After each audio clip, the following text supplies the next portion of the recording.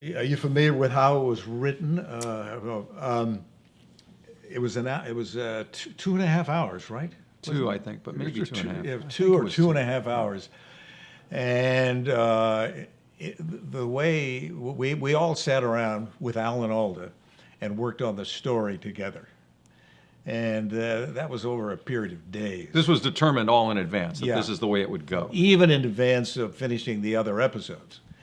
And so we sat around for, this might have gone on for maybe a couple of weeks even, Yeah, probably. meeting off and on. Probably I remember one meeting was at, a restaurant.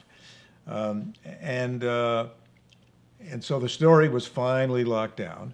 And then Alan Alda, and then the show was divided up into half hours among all the writers. And Alan would work with all of the writers. He was the common denominator.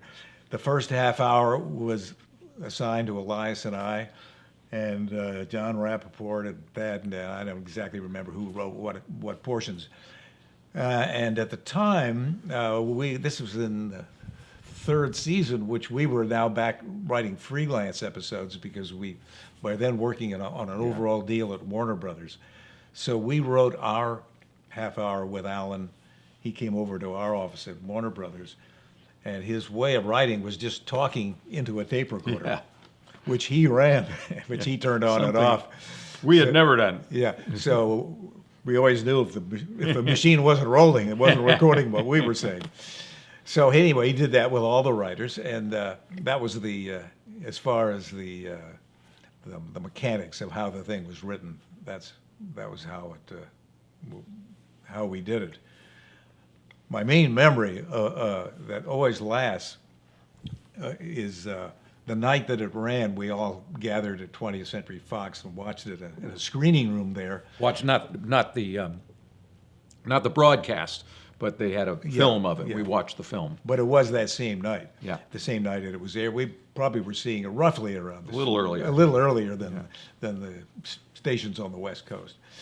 And so we saw the final Nash, and then we all drove to a little dinner, a little party. We took over a Moroccan restaurant that was a favorite of Alan's on Westwood Boulevard. And driving there with my wife, we just noticed there were no cars on the road.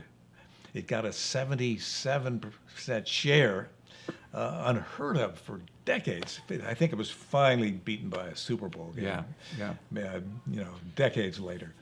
And there just was no cars on the road. It was very strange. And then It was the anticipation. I mean, the anticipation was this is going to be really a big deal. I don't think any of us had ever worked on a show that we knew was going to get a big audience, and for sure, I mean, it was going to get a gigantic audience. So there was a kind of a pressure on, for that reason, on that particular episode.